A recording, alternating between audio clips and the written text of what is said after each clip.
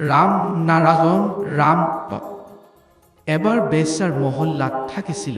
পাৰ্বতীজনে তেওঁক লৈ আহিছিল, যাক বেশ্যাৰ মহল্লা বুলি কোৱা হজল। সেয়া তেওঁ অতি আৰামত থাকিছিল। পাৰ্বতীজনে সেই নাৰীৰে কৈছিল, তোমালোকে কিমান সৌভাগ্যৱতী যি এই ৰূপ তেওঁক পাওঁ। তোমালোকৰ ওপৰত তেওঁৰ অসীম কৃপা আছে। তোমালোকক দেখি মই নিজকে সফল ভাবোঁ। যদি কিবা বাস্তৱ সত্য সতী থাকে তেতিয়াহ'লে সেয়া তোমালোকে মই সতী নহ'লেও মই হিংসা কৰিব পাৰোঁ, স্বামীৰ ওপৰত সন্দেহ কৰিব পাৰোঁ, কিন্তু তোমালোকে সেৱা কৰিব জানা।